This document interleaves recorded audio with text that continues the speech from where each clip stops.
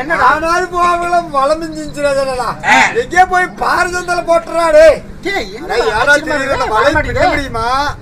இல்ல ஏதோ மீன் தான் மாடிச்சு. வந்துட்டு போகுதா? ஆமா. முகலே கையை வச்சடே. இழுத்து பாரு. மீன் மாடிச்சு, பெரிய மீன் மாடிச்சுடா. பாறையில மாட்டுற கருப்புச்சிங்கம். பாறையில மாட்டுறா. இல்ல. மாடிச்சா? இருறா. ஏய் திமிங்கலா.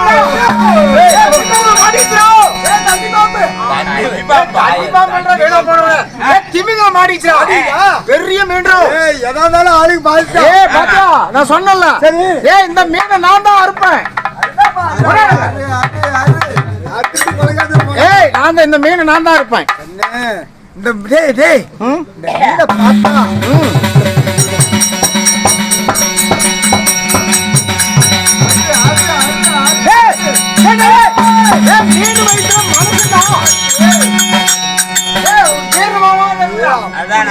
அப்படியே இப்பதானா முழுங்கி இருக்குதுடா சண்டாலா. மனுஷன் அப்படியே ஜீரணமாவாதான். இந்த அதிசயத்தை நம்ம ஊருக்கு நல்லா சொல்லணும். எல்லாத்தையும் சொல்லணும். பாப்பலாம் எல்லாம் வாங்க, எல்லாம் வந்து பாருங்க. மீன் வயித்துல மனிதன். என்ன கூட்டமா போறீங்கன்னு கேக்குறீங்களா? அம்மா நீ மீன் காட்டில பச்சை மீன் சாப்பிடறதுக்கு காட்டில நாங்க பிடிக்கிறதுக்கு போனோம். நான் வலைய போட்டேன். பெரிய மீன் மாட்டிச்சு. அதை அறுத்து பார்க்கும்போது மீன் வயிற்றுல அப்படியே ஜீரணம் ஆகாம ஒரு மனுஷன் அப்படியே இருக்கிறாமா. ஒரு மனிதன் அப்படியே இருக்கிற. அப்படியே ஆமா என்ன கூட்டி போய் காட்டுறாரு. ஆமா கூட்டி போய் காட்டா. ஆமா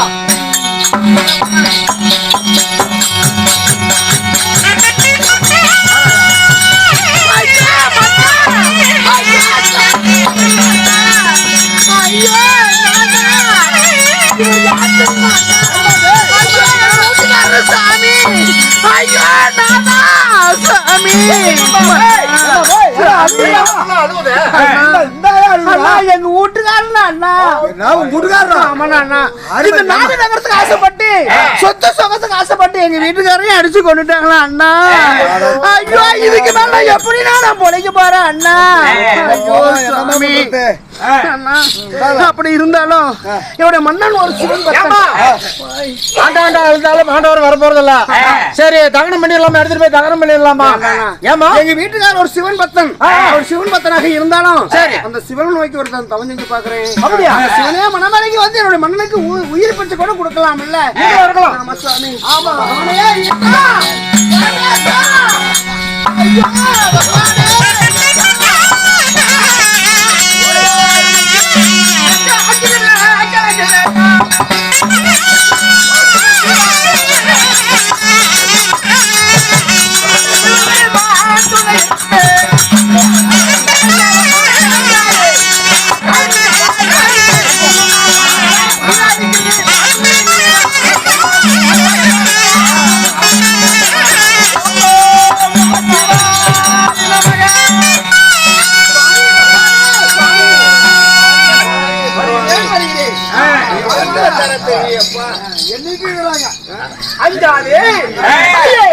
அஞ்சு கிளங்கி வேண்டாம். இந்த சிவபெருமான் துணை இருப்பேன். வெள்ளிங்கிரியாண்டு சிவபெருமானை எதற்காக தோத்திரம் செய்தார்? என்ன காரணம் தெரியுமா சுவாமி? மாலையிட்ட மன்னன் நான் மல்லிகை முல்லிகை கொஞ்ச நேரம் வெள்ள கலக்கு கொண்டு வந்தீங்களா? வந்து கொஞ்ச நேரம் உட்கார்றாங்க. எங்க வெள்ள கலக்கு கொண்டு வந்தீங்களா? வெள்ளிங்கிரி இருந்து வந்திருக்கிறல்லப்பா. சிவபெருமான் என்று தெரியாமல் எக்கச்சக்கமாக பேசாதே. இந்த போர்வை பொய்யடு. இந்த உடம்பிலேயே இப்படி வந்திருக்கிறேன் என்றால் பாரு. ஏரி வேலைக்கு அப்புறம் உனக்கு தெரியும். அதான் பாருங்க பொம்பளைங்க எல்லாம் பிள்ளை எடுத்து போடுவாங்களா? அதை அப்படி தள்ளிவிட்டு நெருப்பு வைக்கிறதுக்கு எவ்வளோ எடுத்துக்கிட்டீங்க. மேல பாருங்க கலக்கத்து கமிட்டிக்கிட்டீங்க. நீ போய் வாப்பா. போய் தண்ணி கொண்ட சொல்லிக்கிட்டு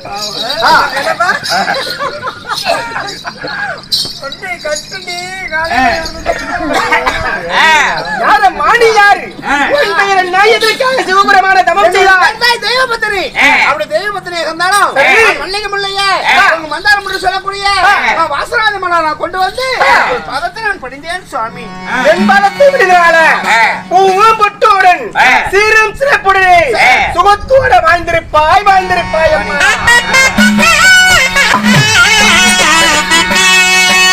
என்ன ஆசீர்வாதம் கொடுத்திருக்கிறேன். சந்தோஷமாக சுகத்தோட வாழ்ந்திருப்பார்.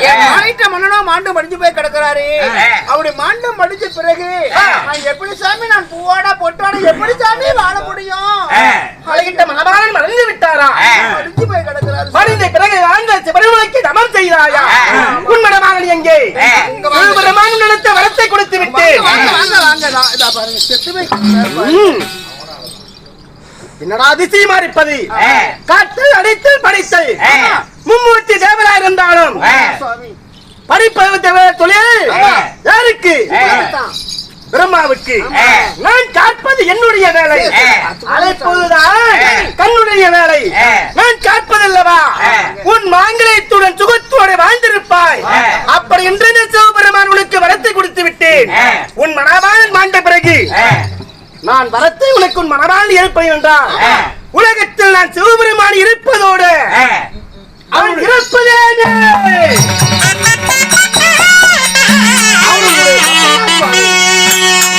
என்னுடைய பக்தன் வாழ்ந்து விழுந்து விட்டான். இந்த சிவருடைய அருளாலே உன் மனவாளனை உயிரை எழுப்புகிறேன். இப்போ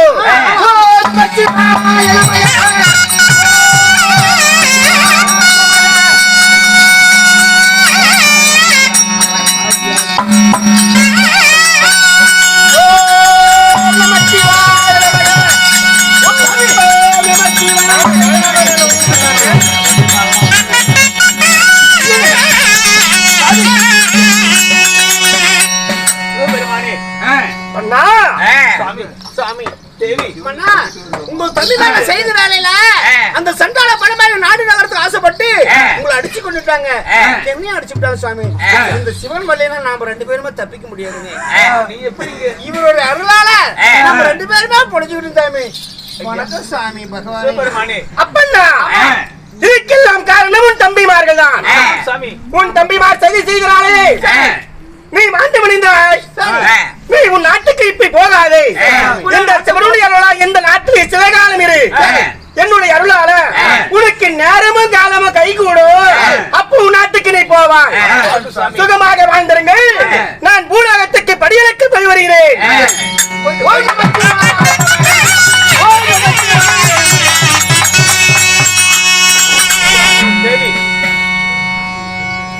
நம்ம சிறிது நாளுக்கு இங்கே இருந்து சொல்லிட்டு போயிருக்கிறாரு. இங்கே இருங்கன்னு சொல்லிவிட்டார். எனக்கு வயிற்று வலிக்கிற மாதிரி இருக்கு சுவாமி. இதுதான் 10 மாசம் ஆயிடுச்சு. நான் குழந்தை பிறக்கிற மாதிரி தெரியுது. வாங்க வயிற்று வலிக்குது வாங்க.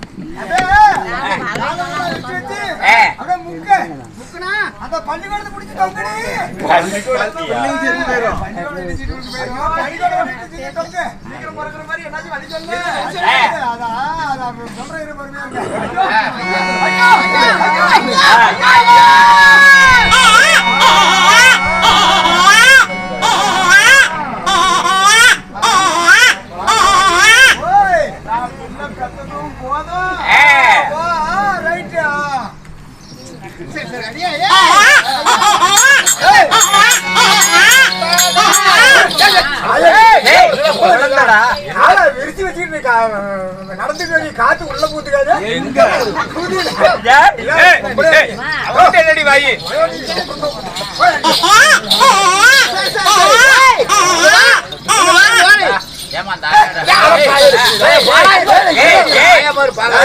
கிடையாதுடா. ஏன் உனக்கு குழந்தை பிறக்கிற மாதிரி இருக்குதா? பாக்குறதுக்கு வருதா? ஐயா, எங்க பையன் பத்தி எப்படி பிறந்திருக்கிறான்னு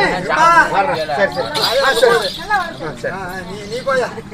சரி, என்னடா உன்னாதான் போய் குழந்தை எடுத்தா வரும்னு நினைக்கிறேன்.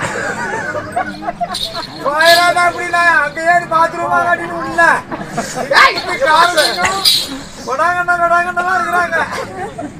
ஏமாமா இங்க பாரு, பையன் பாரு. ஆளு குடுத்தியா? இன்னும் குடுக்கலடா. குடுத்து தொலைச்சு விடாத. ஆளு அப்படியே குடுத்தீங்கன்னா பையன் விஷப்பால் அது செத்து போயிடும். சிம்பிளா இருக்குமா? ஆளை போய் அந்த பக்கமா போய் மூணு ஒண்ணு புதிச்சா கட்டிக்கிறாங்கல்ல, அந்த வீட்டுல போய் பீச்சு விட்டு சண்டிக்கு வந்துருவாங்கடா. பின்னாடி போய் பீச்சு விட்டு அம்மா என்ன பண்ணுது? இப்ப கைகளெல்லாம் அப்படி கெடுக்கணும்னு வலிக்குதுடா. அப்படியே வடிய கட்டுன்னு அடிக்கடி உள்ள வலிக்குதா? அது தலத்து பிள்ளைக்காரி அப்படிதான் இருக்கும். வலிக்காத இருக்கணும்னா நல்லா கார மிளகாய் இருக்குது இல்ல, நல்லா பச்சை மிளகாய் காரமா அது ஒரு 15 கால் கிலோ வாங்கிக்க. அப்புறம் புளி நல்லா கொழுந்து இருக்குது இல்ல, கொழுந்து நல்லா வாங்கி பூஜா தலை இருக்குது இல்ல, அந்த தலைய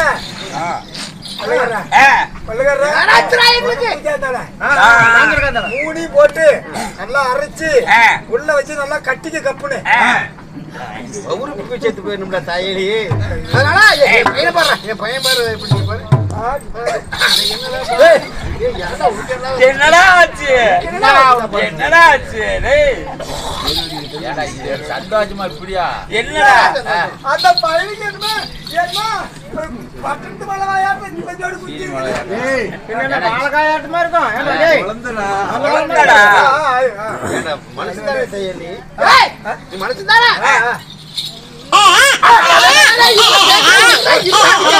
வாய் தண்ணவன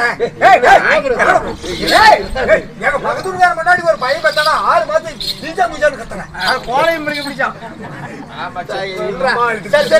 அந்த கிழவங்க எங்க கிழவனு கூப்பிட்டு பேர் வைக்கலாம். அந்த கிழவன் பெரிய முட்டு அறத்தூக்கு போறதானே.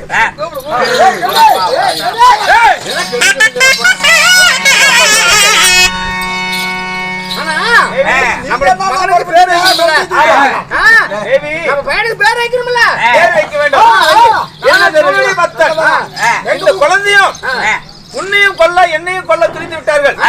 அந்த சிவனுடைய அருளா நம்மள வீர காப்பாத்தி சிவனுடைய அருளால் இந்த குழந்தை பிறந்திருக்குது. அதனால இந்த குழந்தை என்ன பேர் சுட்டலாம்? அதெல்லாம் வேண்டாம், அது வேணாம், அதெல்லாம் வேண்டாம். நம்முடைய மகனுக்கு சிகாமணின்னு பேர் சுட்டுவோம்.